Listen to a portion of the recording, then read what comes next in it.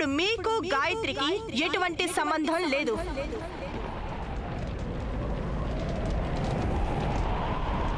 గాయత్రికి నేనిచ్చే శిక్ష ఇక్కడితో పూర్తవ్వదు.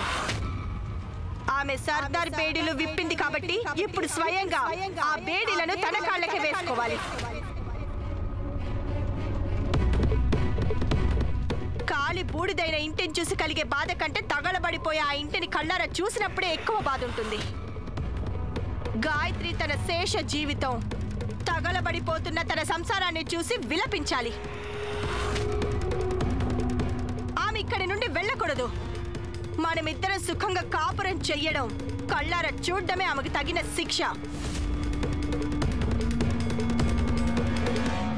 మీరిచ్చే రెండో వాగ్దానం వినండి. ఈ గాయత్రి తన యావత్ జీవితం మీ బానిసగా, సేవకురాలిగా మీకు సేవలు చెయ్యాలి.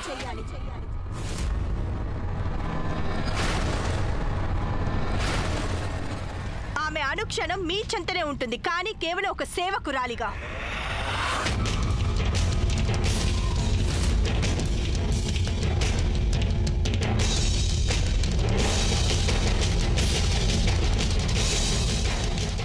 మేము దీన్ని స్వీకరిస్తున్నాం.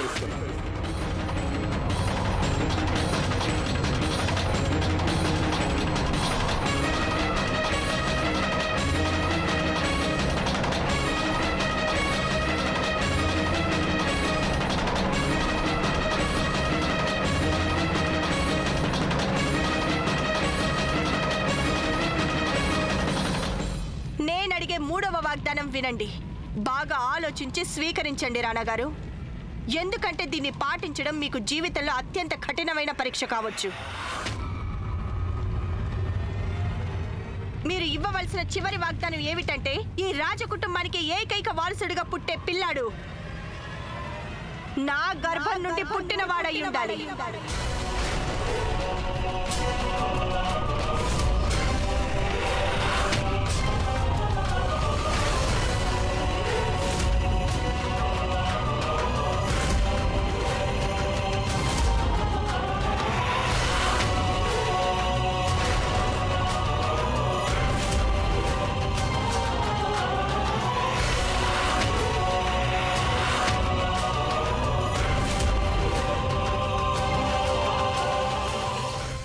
రాణగారు, ఆమిర్కోట్ రాజుగారికి ముచ్చెమటలు పడుతున్నాయి.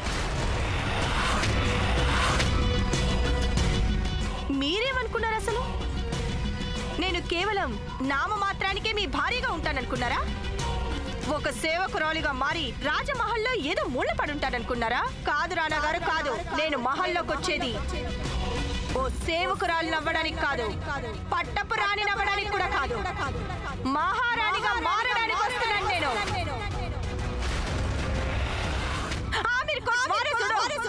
నా గర్భం నుండి జన్మించాలి. అమ్మా, అలాంటి వాళ్ళది నిజమైన ప్రేమ కాదు, అది వ్యామోహం. ఎగ్జాక్ట్లీ చిన్నత్త. నిజంగా ప్రేమించుకున్న వాళ్ళు అలా చేయరు. ఎంత మనసు విరిగిపోతే కన్న కూతుర్ని పట్టుకొని మా దృష్టిలో చచ్చిపోయా ఉంటుందా తల్లి? అది సరే అమ్మా, తన కూతురుతో తన మాట అనేటప్పుడు ఆమె మాటల్లో వ్యథ, కళ్ళల్లో బాధ గమనించావమ్మా? పెద్దబాబుకు బర్త్డే విషెస్ చెప్పు కూడా వెళ్ళాం కదా. ఊరికే ఎలా కాలిపోతుంది? మంట పెడితేనో పడితేనో తగలబడుతుంది.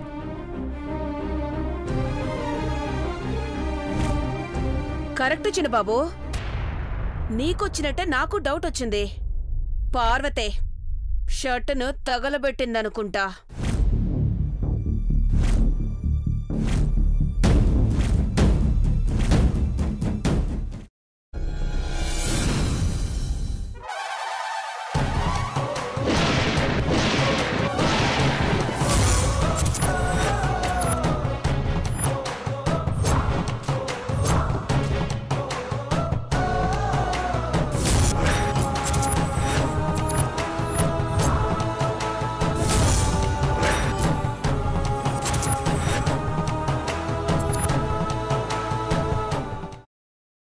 తర్వాత పొట్టు తీసేసి చాప్ చేసి పక్కన పెట్టుకోవాలి.